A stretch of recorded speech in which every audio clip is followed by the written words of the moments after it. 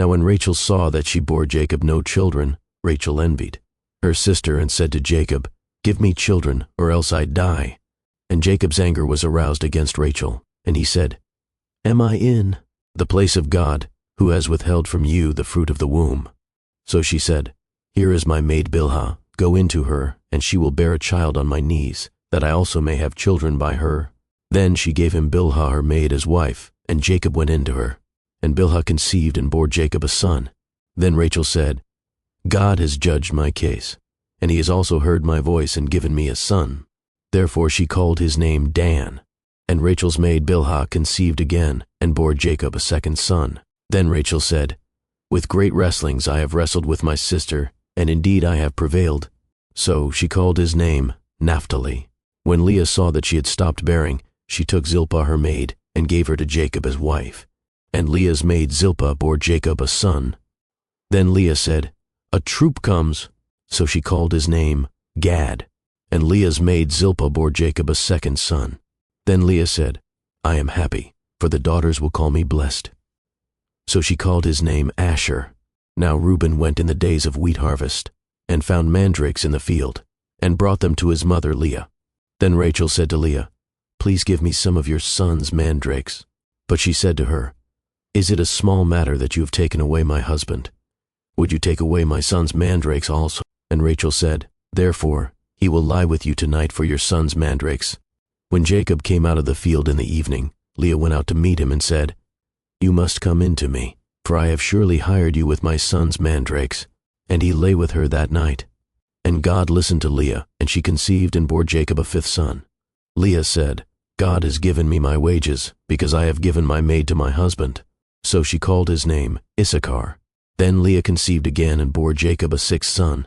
And Leah said, "God has endowed me with a good endowment. Now my husband will dwell with me, because I have borne him 6 sons."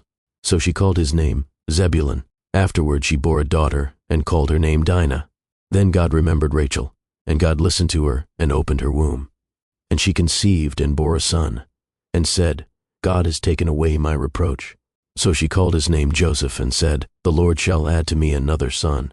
And it came to pass, when Rachel had borne Joseph, that Jacob said to Laban, "Send me away, that I may go to my own place and to my country.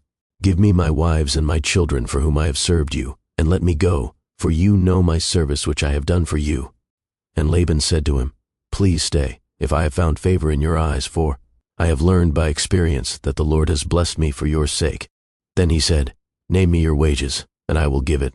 So Jacob said to him, "You know how I have served you, and how your livestock has been with me. For what you had before I came was little, and it has increased to a great amount. The Lord has blessed you since my coming. And now, when shall I also provide for my own house?" So he said, "What shall I give you?" And Jacob said, "You shall not give me anything. If you will do this thing for me, I will again feed and keep your flocks.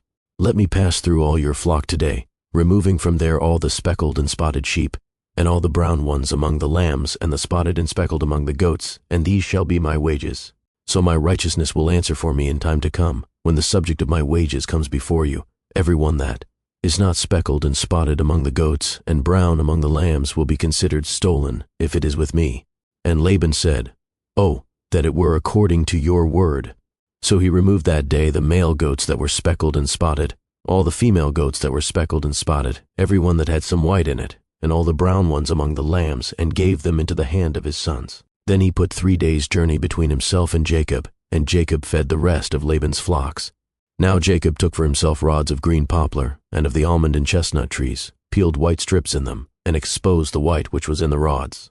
And the rods which he had peeled he set before the flocks in the gutters, in the watering troughs where the flocks came to drink, so that they should conceive when they came to drink. So the flocks conceived before the rods, and the flocks brought forth streaked, speckled, and spotted.